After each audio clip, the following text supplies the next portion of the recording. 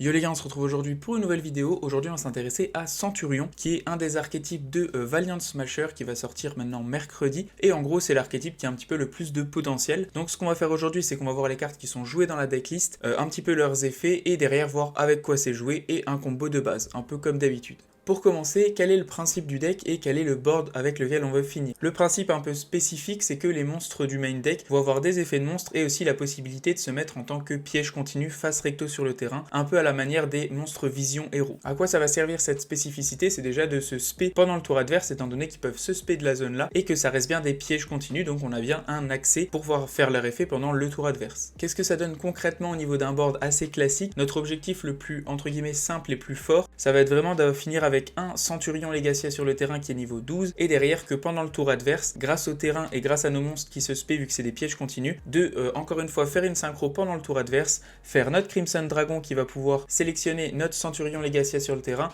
le renvoyer dans l'extra deck, se renvoyer dans l'extra deck, et derrière invoquer directement notre Hot Red qui va derrière empêcher tous les effets de l'adversaire. Donc ça permet vraiment de gagner dans beaucoup de cas. L'objectif c'est vraiment de partir là-dessus. On commence directement le main deck avec la première carte qu'on va voir, c'est Centurion Primera, qu'on va jouer x3 dans le deck, qui est super important, donc niveau 4 lumière.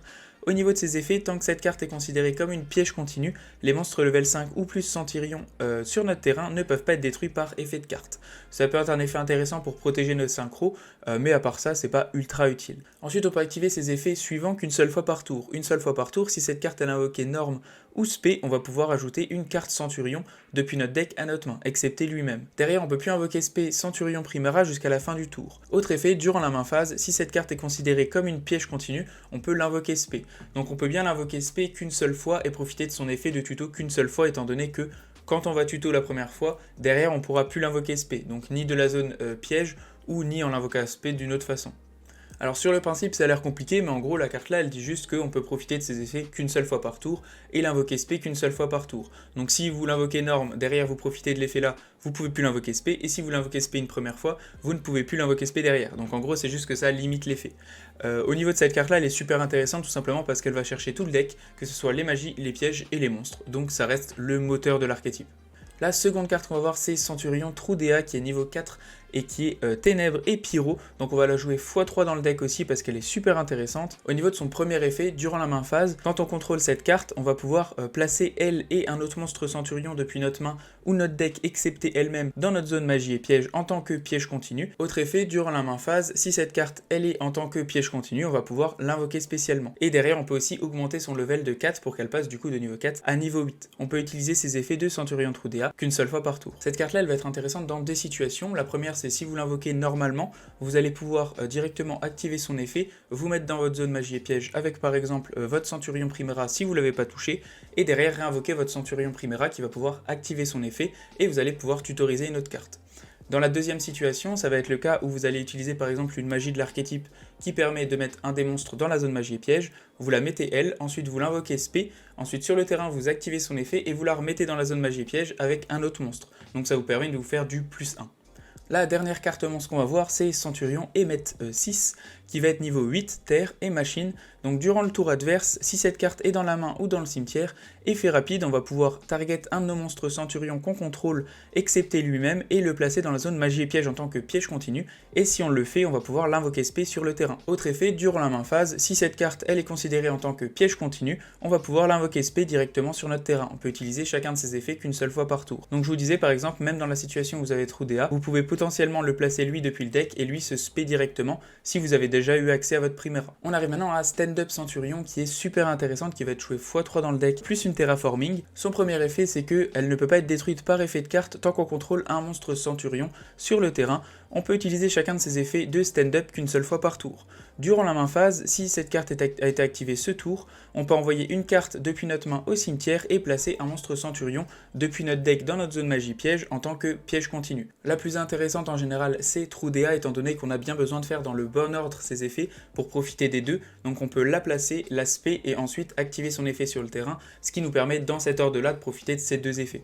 Dernier effet, c'est que si un monstre est invoqué spécialement, on peut immédiatement après que cet effet soit activé, invoquer par synchro un monstre synchrone en utilisant les monstres qu'on contrôle comme matériel en utilisant un monstre centurion. Cet effet il est super intéressant avec les monstres centurions étant donné que ça reste des pièges continus et qu'ils ont un effet de se spé. Du coup ça fait que pendant le tour adverse, si vous avez des centurions dans votre zone magie piège, vous allez pouvoir les invoquer et au timing que vous voulez, activer l'effet du terrain et potentiellement faire une synchrone pendant le tour adverse. Donc c'est super intéressant. Et pareil, c'est là aussi que l'effet de notre centurion émet 6 est intéressant pendant le tour adverse parce qu'il va permettre de se spé en renvoyant un de vos monstres dans la zone magie piège et en général, lui plus un monstre niveau 4, ça donne accès à vos synchro 12, ce qui donne des dingueries, on va pas se mentir. Toujours au niveau des magies, on va avoir Embléma Haute, une magie rapide qu'on va jouer x3 dans le deck. Elle permet tout simplement de stabiliser, donc on peut activer un de ses effets. On peut placer un monstre centurion depuis notre deck dans notre zone magie et piège en tant que piège continu. Pour le reste de ce tour, tant qu'on contrôle cette carte ou une carte qui a le même nom original que la carte qu'on a invoquée, on ne peut pas invoquer spécialement de monstres de l'extra deck, excepté des monstres centurions. Étant donné que notre principe de base c'est quand même de faire notre monstre centurion en premier, ça reste pas très gênant au niveau de la restrict. Son deuxième effet, c'est qu'on peut set une magie ou piège centurion directement depuis notre deck, donc ça permet aussi de pouvoir set par exemple notre contre-piège qu'on va voir juste après, ce qui est aussi super intéressant dans certains cas. On arrive maintenant à la centurion True Awakening qui est la contre-piège qu'on joue x1, étant donné que si on en a besoin, c'est vraiment qu'on a les ressources pour, donc on a la moyen d'aller le chercher avec Primera ou on a moyen d'aller le chercher avec Haute.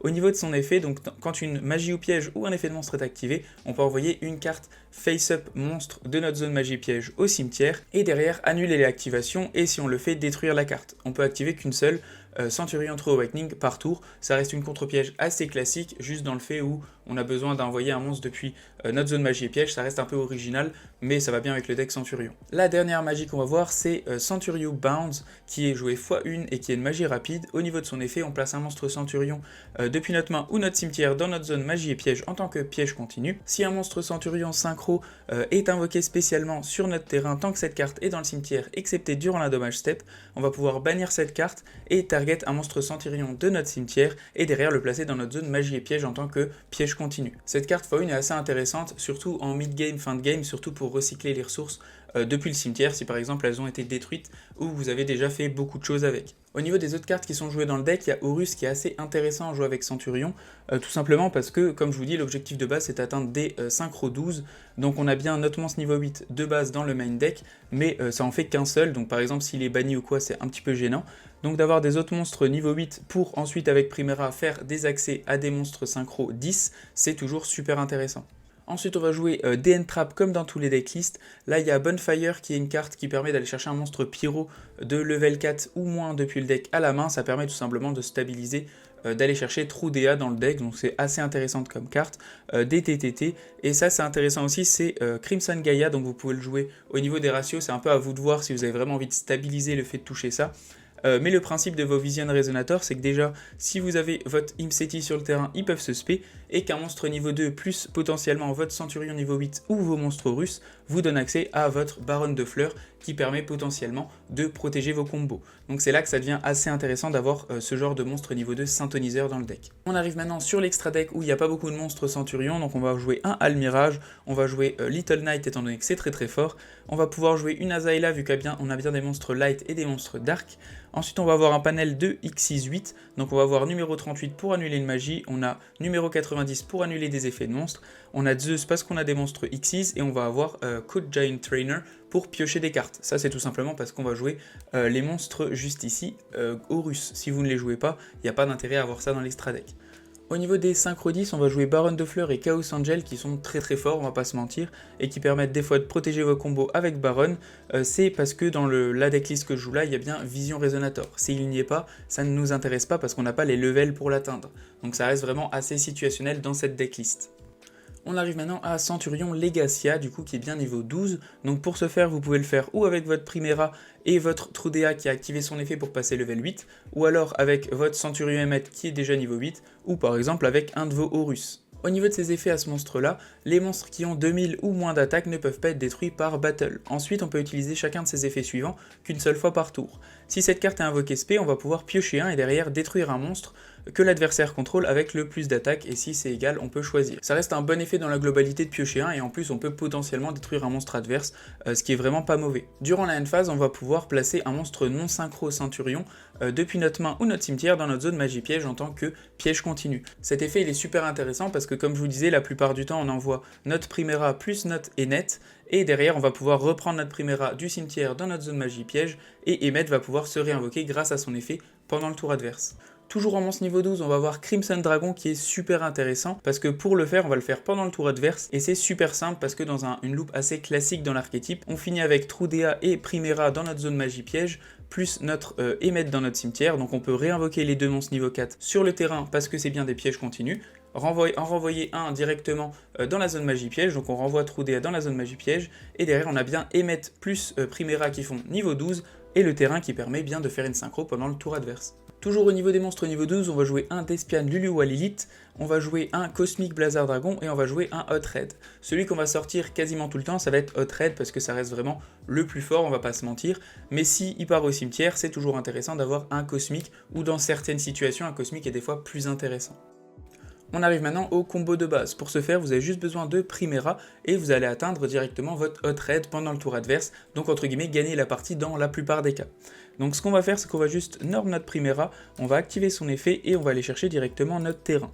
Ensuite notre terrain, on va pouvoir l'activer directement et on va activer son effet, donc on va défausser un Hurluberlu et on va mettre dans notre zone notre Trudea. Ensuite Trudea, on va pouvoir activer son effet en tant que piège continu pour se spé. Donc elle se spé, elle veut augmenter son level, en soi on s'en fiche un peu, on peut l'augmenter, là ça nous change pas grand chose. Ne pas activer l'effet du terrain, sinon on va devoir directement faire une synchro, donc on n'en a pas envie. Ensuite on va activer l'effet de notre Trudea sur le terrain et on va placer notre Emmet directement depuis notre deck avec notre Trudea. Notre Emmet il va pouvoir se spé grâce à son effet, vu qu'il est bien en tant que piège continu, il se spé sur le terrain, derrière notre terrain s'active, pour le coup on pourrait l'activer mais on n'en a pas besoin vu que c'est pendant notre tour. Derrière on va faire notre synchro, donc on va faire notre synchro 12 juste ici, on va activer l'effet de Legacia pour piocher 1. Et derrière, au niveau de notre tour, on en a terminé. Ce qu'on va faire, c'est qu'on va passer en end phase. Notre monstre synchro va nous permettre de remettre notre Primera directement depuis notre cimetière dans notre zone magie piège. On va attendre la main face de l'adversaire. Donc la main face de l'adversaire, il va norm un monstre et derrière, on va pouvoir tout activer. Ce qu'on va faire, c'est qu'on va activer d'abord notre Primera. On va activer aussi notre, juste ici, Trudea, qui vont se spé. On va pas encore activer l'effet de notre Emmet. Ils vont se spé tous les deux sur le terrain. Elle nous demande si on veut passer niveau 4, honnêtement on s'en fiche un peu pour cette situation, et on va passer notre Primera sur le terrain. Derrière il y a tous les effets qui vont s'activer, donc ce qu'on va faire c'est qu'on va faire en chaîne 1 notre Primera, on va faire en chaîne 2 notre terrain qui va nous permettre de faire un monstre synchro, et en chaîne 3 on va pouvoir activer notre Emmet depuis le cimetière en renvoyant notre Trudea dans notre zone magie piège. Donc on la remet dans notre zone magie piège, on réinvoque notre Emmet sur le terrain, et derrière on va avoir accès à notre Crimson Dragon. Crimson Dragon, on va l'invoquer directement sur le terrain. Ensuite, on va pouvoir tutoriser, donc là, c'est un peu à vous de voir selon la situation, là je vais prendre la contre-piège. Et ensuite, à la résolution, on va pouvoir activer l'effet de Crimson Dragon. Crimson Dragon nous permet de target un monstre synchro sur le terrain, on va target notre Legacia, on va se renvoyer dans l'extra deck et on va invoquer directement notre King Calamity sur le terrain. King Calamity active son effet, et l'adversaire ne peut plus activer d'effet jusqu'à la fin du tour. Ma conclusion au niveau de Centurion, ça reste un deck qui est super intéressant. Pour le moment, je trouve ça bon, je trouve pas ça forcément méta ou que ça va vraiment faire des dingueries, étant donné qu'on n'a pas forcément assez de cartes de l'archétype pour vraiment profiter de tous les effets, etc. On se fait assez vite arrêter, je trouve, mais ça reste quand même un deck qui est très bon, et je pense qu'avec un prochain support, ça pourrait clairement être un deck méta, étant donné que des spés pendant le tour adverse et des interactions pendant le tour adverse, ça reste super intéressant. Pareil, ça se recycle assez bien, donc franchement ça reste un très bon deck et je pense qu'il a clairement un très gros potentiel pour l'avenir. Pour le moment pas forcément, mais pour l'avenir clairement. Au niveau de la decklist, c'est quelque chose que j'ai trouvé qui me paraissait un petit peu le plus intéressant, ça reste encore très libre, peut-être qu'on va avoir des trucs peut-être plus stables ou peut-être plus intéressants encore derrière, mais en tout cas merci d'avoir regardé la vidéo, ciao ciao, à plus et n'hésitez pas à dire si vous avez des avis sur ce deck.